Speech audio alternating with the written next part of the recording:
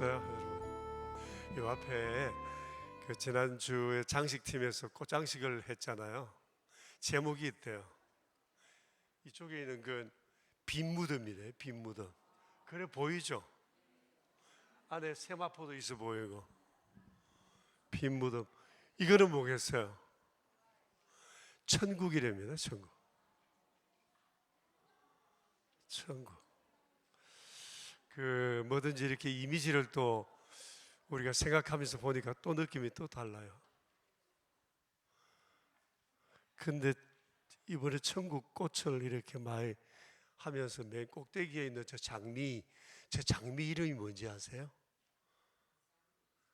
마릴린 monroe 장미랍니다. 그것도 이름 붙이기 나름. 그래 보이죠? 무슨 지하철 위에서 치마 살포시하고 주저앉는 그 모습 같지 않아요? 아마 그걸 연상해서 아마 마릴린 monroe 장미라 붙이지 않았을까. 예. 우리도 뭐 하나 해가지고 이름 붙일 거 없어요? 뭐든지 첫 번째 이름 붙이는 사람이 그저 이름 붙이는 대로 그게 또 곧 이름이 되더라. 김춘수 얘기처럼 그런 것 같습니다. 하나님은 우리에게 이렇게 별명을 붙인다면 날 뭐라고 별명 붙일 것 같아요? 하나님은 날 어떤 사람이라고 보실 것 같아요? 우리가 그런 걸 생각하면서 우리의 매일매일의 삶을 또 아름답게 다듬어 갔으면 좋지 않을까 하는 생각이 들어요. 우리 함께 찬양을 합시다. 사랑해요. 목소리 높여 경배요. 내 영혼 기뻐. 오 나의 왕 나의 목소리 주님 귀에 곱게 울리기. 한 번 더 합시다. 사랑해요. 목소리 높여 경배요.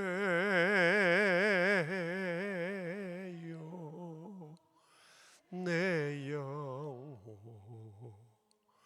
기뻐. 오 나의 왕 나의 목소리 주님 귀에 곱게 울리기.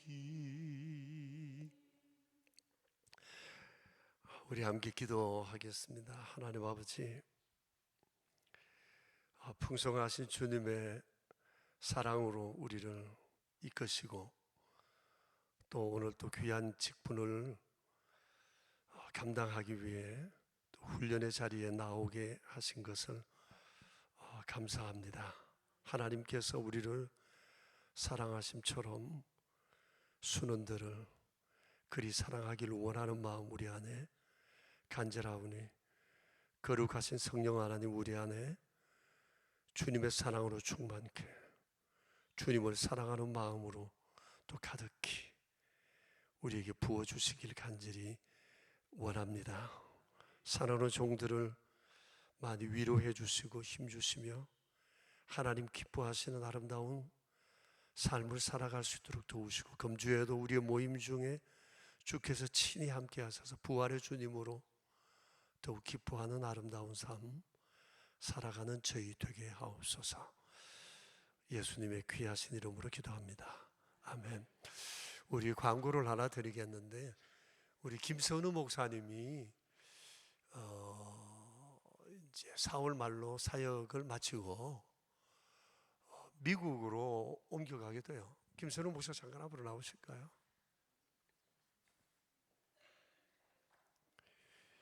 미운 사람.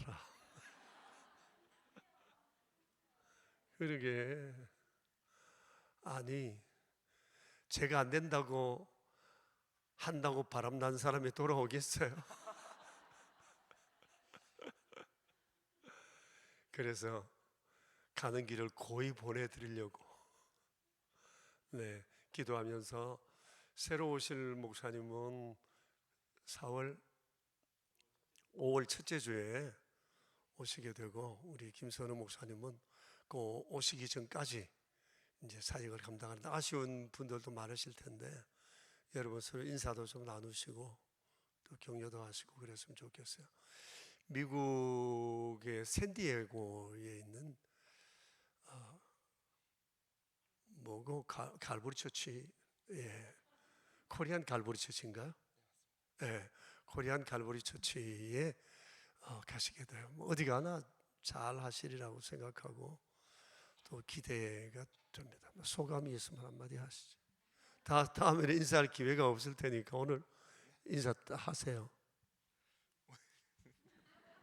뭐 다음에 또 인사 또 하겠나 뭐 오늘 모인 김에. 준비를 안 했는데 무슨 마음의 준비가 아직 안 돼요. 준비 뭐 있나 그냥 하면 되죠. 네, 이렇게 좀 갑작스럽게 가게 돼서 이렇게 말씀드리는 게 참 어렵고요. 저는 그냥 늘 저희 아내랑 가족들이랑 영선교회에서 너무 사랑받는 사역자로 자랐다라는 말을 했었고, 만약에 정말 하나님이 다른 곳으로 인도해 주신다면 이제 사랑만 받는 사역자가 아니라 사랑을 줄 수 있는 곳으로 갈 수 있었으면 좋겠다라고 이야기했는데, 이렇게 멀리 갈 줄 몰랐습니다. 저 미국도 한 번도 안 가봤고요. 캘리포니아가 어디 달려 있는지도 잘 몰랐었거든요. 네, 이끄시는 대로 보내시는 곳으로 가서 순종하고 주님의 몸된 교회를 어디서나 잘 섬기는 사역자가 되도록 하겠습니다. 예, 잘 하리라고 생각합니다. 캘리포니아는 한국에서 제일 가까운 곳이에요. 너무 큰 수고 많이 했고, 그래, 그동안 여러분 교제 나누실 시간들 있으시니까 좋은 교제들 나누시기 바랍니다. 들어가세요. 예, 이제 김경일 목사님 또 말씀을 함께 나누겠습니다. 새벽에도 뭐 3일 동안 하시고 또 이 시간 하시고 많이 바빠요, 그죠? 제가 교회 올 때 살 좀 빼라고 그렇게 당부했는데 요즘은 단추가 좀 잠겨요.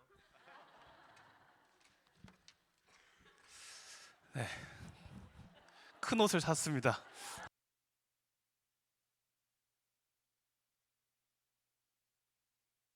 아, 참. 네. 네, 얼굴이 점점 빨개지고 있는데. 네, 오늘 우리에게 주신 하나님의 말씀은요. 누가복음 24장 1절에서 12절 말씀입니다. 누가복음 24장 1절에서 12절 말씀이에요.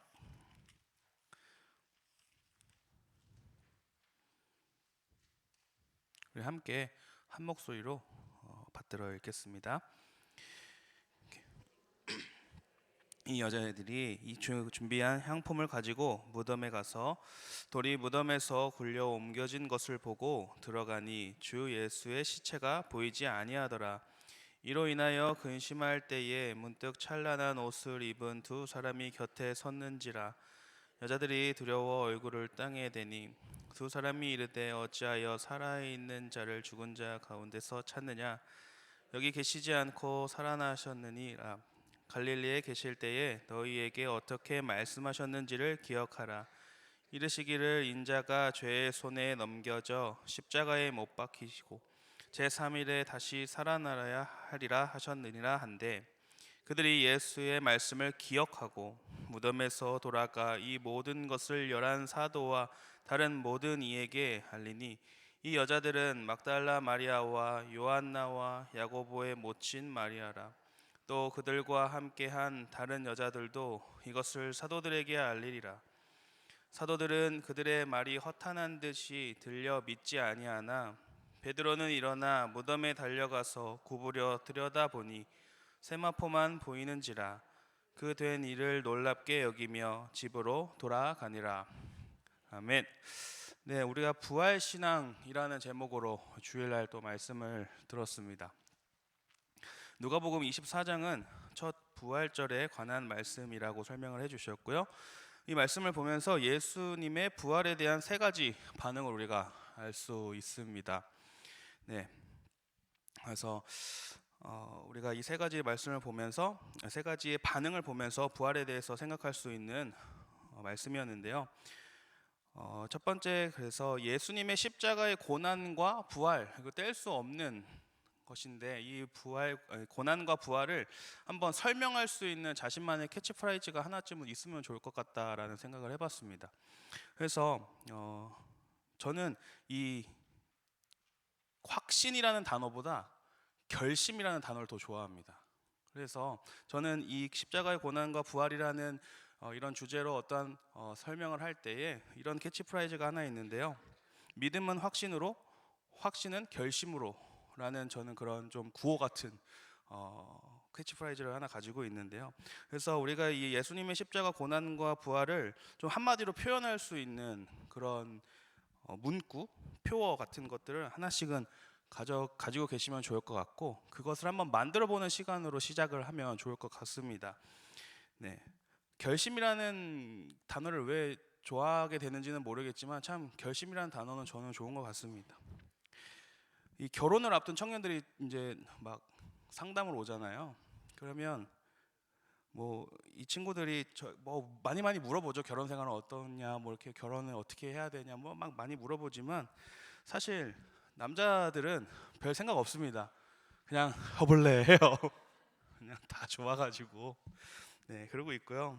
근데 문제는 이제 우리 여자 자매들, 우리 또 대부분 교역자 빼고 집사님 빼고는 다 여성분이신데 결혼할 때 어떻게 확신이 있으셨나요? 이 남자다. 네, 전 놀라운 게 여성의 99%가요 식장에 들어갈 때까지 확신이 안 선대요. 다 정말 그러셨나요? 근데 남자들은요 놀라운 게요 그냥 허벌레. 저는 안 그랬습니다. 저는 이 결혼에 대한 확신이 이렇게 말하면 안 되나? 네, 막 그렇게 막 확신이 막 있지 않았어요. 이 여자다 막 뭐 그런 확신보다는 저는 결심을 했거든요. 그래, 내가 이 여자와 함께 잘 살아야지. 저는 이런 결심을 했거든요. 그래서 저는 어떠한 확신보다는 결심으로 간 것 같아요. 그래서 확신이 안 서 있는 그 저의 여자친구였던 아내에게 저는 뭘 그렇게 확신을 하려고 하냐, 그냥 나 결심했다, 오빠 믿고 따라와, 딱 했거든요. 이걸 라디오 사연에다 보냈어요. 당첨이 됐더라고요. 네. 그래서 저는 늘 이 확신과 결심, 이걸 좀 같이 좀 생각을 많이 하는데요. 네, 그래서 우리가 믿음 생활을 하면서 당연히 확신을 해야죠. 확신이라는 것은 이 굳은 믿음이잖아요. 굳게 믿겠다고 하는 그 굳게 믿음인데요. 그래서 그 굳게 믿겠다고 하는 것을 저희가 결심을 하는 것이죠. 계속 확신에 대한 결심을 우리가 좀 이끌어 가야 이 고난과 부활을 계속 생각할 수 있지 않을까 싶습니다. 그래서 오늘 이 말씀을 통해서 예수님의 부활에 대한 3가지의 반응이 있었는데요. 첫 번째는 부활을 믿은 여인들이 있었고요. 두 번째는 예수님의 부활을 허탄하게 여긴 사도들이 있었습니다. 그리고 세 번째는 부활을 그냥 반신반의하는 이들이 있었어요. 그래서 이 부활을 믿은 여인들은 믿음의 사람들이고, 믿은 사람들이고, 허탄하게 여긴 사람들은 믿지 않은 사람들이고요. 그 다음에 이 반신반의했던 사람들은 좀 갈팡질팡한 사람들입니다. 이럴 땐 좀 믿는 것 같고 이럴 땐 또 좀 아닌 것 같고, 이 세 가지의 범주가 우리 생활에서도 벗어나지 않는 것 같아요. 제가 청소년 아이들에게 늘 질문을 합니다. 지금 죽으면 천국 갈 수 있니? 너는 우리가 구원받았다는 걸 믿고 있니? 라고 얘기했을 때 믿는 사람 손 들어봐 이러면 이렇게 믿는 친구들이 손을 들죠. 근데 안 듣는 친구들 되게 많아요. 근데 그 친구들이 믿지 않는다라는 건 아니에요. 그럼 믿지 않는 사람들 손 들어봐 이러면 손 안 들어요. 믿지 않는다라는 게 아니라 갈팡질팡한 아이들이거든요. 어떨 때는 내가 천국에 갈 수 있을 것 같고 어떨 때는 못 갈 것 같다라는 그런 생각을 가지고 있는 이들이에요. 근데 이게 비단 우리 아이들에게만 있는 모습이 아니라 우리 성인된 우리에게도 그런 모습들이 있다라는 거죠. 언제는 내가 확신이 막 서 있을 때가 있지만 언제는 그 확신이 좀 죽어 있을 때가 있는 것이죠. 상황과 형편 때문에 그렇게 변할 때가 있는데 그런 모습들을 보이는 또 우리 말씀에서 그 범주를 확인할 수 있었습니다. 자, 그런 세 가지의 반응들이 있었고요. 그 다음에 부활에 대한 그럼 나의 태도는 어떠한 태도였는가를 한번 생각을 해보면 좋을 것 같습니다. 그래서 부활을 믿는 이 여인들은 말씀대로 부활을 믿었습니다. 그러니까 나의 태도가 정말 성경 말씀을 통해서 그것으로 부활을 기억하면서 내가 믿고 있는가, 내가 부활에 대한 태도가 성경대로 믿는가라는 것으로 한번 생각을 해봐야 하고요. 믿을 수 있도록 하나님은 말씀을 주셨기 때문에 우리가 그 말씀을 통해서 믿고 있는가라고 생각을 한번 해봐야 합니다. 믿음은 바라는 것들의 실상이고 보이지 않는 것에 대한 증거라고 말씀을 히브리서에서 하시잖아요. 그래서 이 믿음은 바라는 것들의 실상이라는 것이 확신을 하는 겁니다. 그리고 두 번째로는 상식을 쫓는가. 이 상식을 쫓는다라는 것은 이제 허탄하게 여긴 사람들이죠. 많은 이들이 죽음은 믿어요. 그건 우리가 알고 있는, 머리로 이해가 되는 거니까요. 죽는다라는 것은 이해를 하는 거기 때문에 믿지만 이 부활은 그냥 상식적으로 내 생각적으로 믿을 수가 없는, 이루어질 수 없는 일이기 때문에 이건 잘 믿지 않습니다. 그런 상황들이 참 많이 있는데요. 그래서 그게 그냥 나의 상식을 쫓고 있는 것인가를 한번 체크를 해봐야 하고요.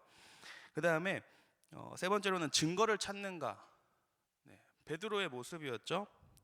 그런데 이 모습도 우리 신앙생활 가운데 참 많이 벌어지는 일입니다. 자꾸 하나님의 말씀을 다른 걸로 해석을 하려고 해요. 과학으로 해석을 해보려고 하고요. 증명하라 그러고요. 왜 자꾸 하나님의 그 귀한 말씀을 다른 걸로 증명을 해내야 되는지 잘 모르겠어요. 하나님의 말씀은 그냥 하나님의 말씀인데 자꾸 그 말씀을 다른 걸로 해석해서 이해하려고 하거든요. 물론 그럴 수밖에 없는 우리의 이해 체계가 있기 때문에 그렇지만 그 해석하려고 하는 다른 것들이 너무 크다 보니까 성경을 자꾸 죽이게 되는 거죠, 상대적으로. 그러다 보니 보이는 것만 믿고 과학으로 증명된 것만 믿겠다고 하고 하는 그런 어리석은 판단들이 서는 것입니다. 그래서 내가 부활에 대한 태도가 혹시 이렇게 증거를 찾고 있지 않는가, 나의 태도는 이 세 가지 중에 뭐가 될까라는 생각을 한번 해보면 좋을 것 같습니다. 그러면서 이제 네 번째는요, 부활을 말씀대로 믿는 이 부활신앙, 부활을 믿는 것이 이제 부활신앙인데요. 그럼 이 부활신앙을 내가 그 신앙을 가지고 살아가려면 어떻게 해야 할까를 한번 순원들과 나누면 좋을 것 같습니다. 그래서 각자의 다 방법들이 있겠죠. 좀 더 힘쓰시는 것들이 있을 것입니다. 그래서 일단은 저희가 힘써야 되는 것들은 신앙생활의 기본 뭐죠? 예배, 예배 그리고 말씀, 기도인데요. 그래서 만약에 이 십자가 죽음으로 예수님 이야기가 끝났다면, 그러니까 예수님의 사건이 십자가 죽음으로 그냥 끝났다면요, 우리의 예배는 장례식장이 돼야 돼요. 슬플 수밖에 없는 거잖아요.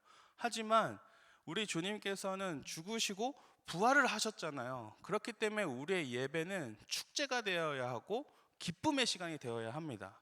그것을 우리가 이 부활의 감격을 계속 맛볼 수 있는 게 예배의 시간이 되는 것이거든요. 그래서 우리는 이 예배를 통해서 또 신앙, 그 부활 신앙을 이어가고 계속 결심하면서 부단한 노력을 해야 하고요. 그다음에 특별히 이 성경에 기록된 대로 믿은 사람들이 있었으니까 우리도 이 말씀에 대해서 말씀을 묵상을 항상 하면서 말씀대로 믿으면서 꾸준히 이 부활 신앙을 좀 유지를 해야 됩니다. 계속 말씀을 통해서 해야 됩니다. 그래서 말씀을 이성으로 막 판단하려고 하는 것이 아니라요. 말씀을 말씀으로 받아들여서 믿음으로 받아들여서 하나님의 말씀은 무조건 맞다라는 그런 확신과 결심으로 우리가 감사함으로 믿어야 할 줄로 믿습니다. 네, 왼쪽에 있는 하단에 있는 제일 밑에 있는 우리 세 줄 함께 읽겠습니다. 부활의 신앙이 이 세상 모든 사람을 살아나게 할 것입니다. 주님은 살아계셔서 나와 함께 계십니다. 이 당연한 사실을 나는 굳게 믿습니다. 아멘. 네, 광고하겠습니다. 교회 생활 안내 담임 목사의 청빙을 위한 기도 계속 잘 해주시고요. 그다음에 부활절 전도가 13일 목요일 날 오전 9시 30분에 있습니다. 그래서 예올 2층에서 모여서 간다고 하니까요. 시간 내셔서 함께 또 그 부활의 기쁨을 전하는 전도의 자리에 함께 해주시면 감사하겠고요. 유아 세례와 아동 세례 5월 7일 주일날 있습니다. 그래서 대상자 잘 파악해 주셔서 신청할 수 있게끔 이끌어 주시면 감사하겠습니다. 지금 러브피플 사역이 이제 준비되고 곧 시작을 앞두고 있는데요. 현재 사업장 그 소상공인 도와주는 사업장은 68곳 많이 신청하셨어요. 아직도 도움이 많이 필요하다라는 거거든요. 그래서 우리 기준에 맞는 그만큼 사업장들이 신청을 했고요. 그리고 청년들은 이제 한 40명 정도 도와주려고 합니다. 그래서 지금 그렇게 준비되고 있으니까요. 계속해서 관심 가져주시고 기도해 주시고 또 함께 해주시면 감사하겠습니다. 우모학 카페 가시면 기획전 또 열렸습니다. 이번에도 또 재미있는 좋은 이렇게 작품 전시되어 있는데요. 함께 또 작품 보시고 커피 한잔 하시면서 담소 나누시면 좋을 것 같습니다. 네, 그러면 터별로 모이겠습니다.